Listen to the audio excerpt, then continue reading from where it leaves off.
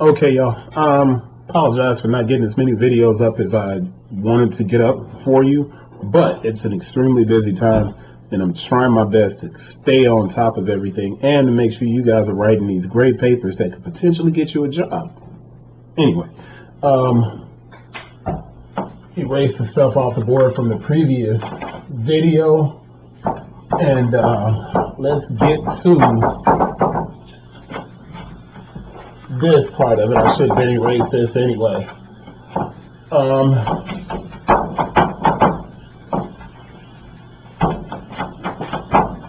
Alright, so competitive segmentation.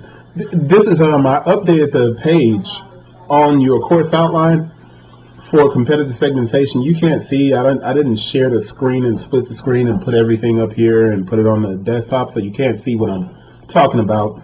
For those of you who are like watching this video that are on the YouTube channel, this is for the class down at UT Austin. On your assignment page, I updated it to explain that competitive segmentation isn't really a topic that you can write on. So I know a lot of you guys are confused about the assignment. I had to pull the assignment from another course outline because I got the class late, which means that I left parts of the old course outline in my course outline that didn't get adjusted. So I'm adjusting it now so you guys can be clear on what you have to do. So this is the deal. With competitive segmentation, it's a part of market segmentation. And what it allows for you to do when you're writing a report of some kind, I got a cold, so just bear with me if my voice isn't clear. I apologize.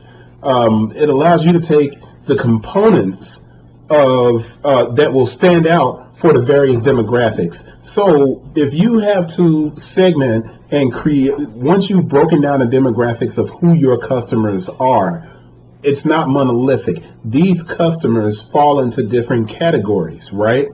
So what you have to do is build the competitive segments that will touch each of those different consumers or demographics. So basically what you're doing is going to be not a classification and division type of paper. You take what you did in your market segmentation, and what you're going to do now is to lay out a plan of action that will contribute to improving the relationship between whatever your product is in your introduction, whatever your product is, and how it's going to reach that consumer, right? So this is how an outline would look. And I put this on your papers, and it's not going to be a long video. I'm just going to make sure I get this up as quick as possible. And I'm working backwards here, so if I look like I'm off a little bit, it's because I am, because I'm writing backwards. But you have the introduction. Because I'm breaking the paper down, you have what? 6 1 to 2 page papers, which is going to compile and become a 12 to 15 page research paper, right? So this is going to be a 1 to 2 page essay, and you're going to break it down with your introduction to your product or your suggestion for a particular segment. So you're going to do an outline, because the outline is going to keep you on point. This is for you guys who are watching this. Maybe you're in college and you're like a sneaker person, and you're watching this and you're like, Chris, I'm used to sneaker videos. What are you doing? Well, this is for my students, but it's also for you guys who have to write papers. Always start your paper with an outline, okay? And I tend to put my thesis after my introduction because it's going to come at the end of my introduction paragraph. And then I break it down in this way: 2, 3, 4, and 5. Now you can have subcategories beneath each one of these Roman numerals, but in our goal of writing this new paper, and remember that I've been writing about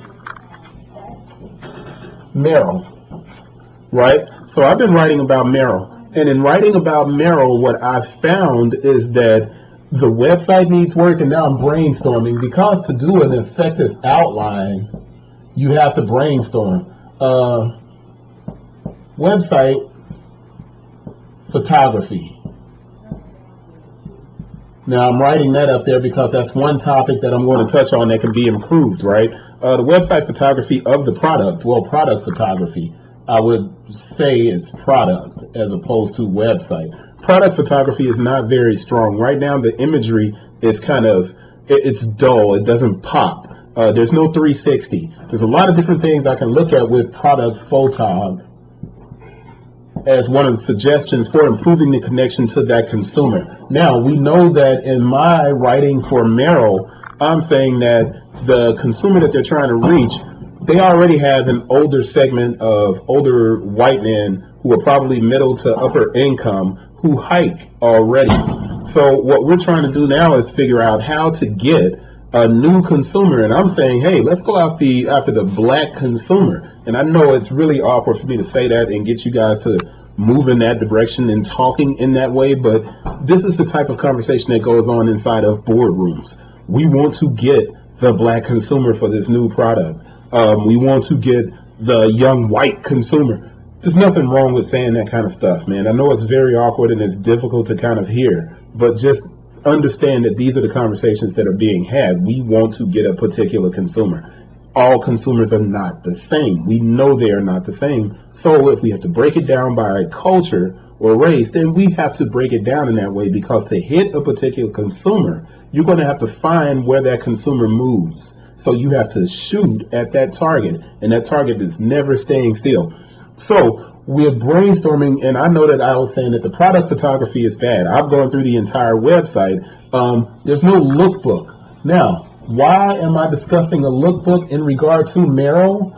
Because Merrill is attempting to hit a younger demographic. Now, their traditional demographic is probably 30 and up, but they're trying to hit a younger demographic or a more stylish demographic.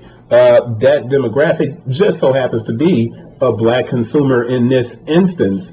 And what happens when you go to the website, if there's no lookbook, there's no appeal to the particular person. If I don't see myself on your product page, why would I want to buy your product? If everybody on your page is just an old white guy, that's not speaking to me in any way. All right, you guys get what I'm saying? So what I'm looking at is the introduction to the introduction. Now, I didn't finish brainstorming here, but there's a lookbook, which goes hand in hand with product photos. And if I'm doing this kind of competitive segmentation, let's try and play around with this thesis. This is a thesis that I wrote already. The company / product can be improved by introducing better website photography, a lookbook, and utilizing a more engaging website strategy like blogging. Right now, I'm just throwing this stuff out here, and I haven't played around with it yet. I have, and I know what I'm talking about, but I'm doing this so that you'll understand it on your side. So with these improvements, and this is what I'm saying in addition to, and this is my thesis, so the company can improve with the addition of product photography, lookbook, blog, right? And I'm just breaking it down.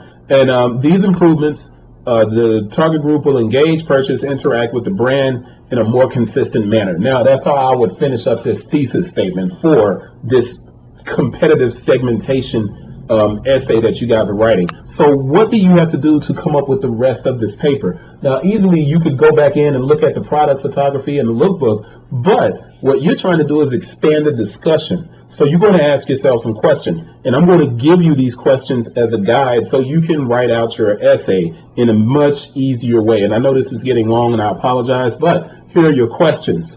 Who are the competitors for that customer, right? Who are the competitors?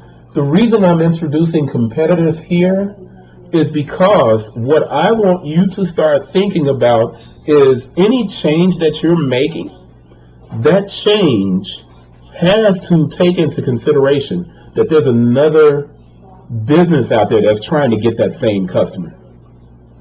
If you don't know who your customers are or your competitors are, how can you prepare for reaching that same consumer and getting that same consumer? You need to know that. So that's a great question to ask. If you know that your brand or your company that you're interning for isn't doing so well right now, why is your competitor outperforming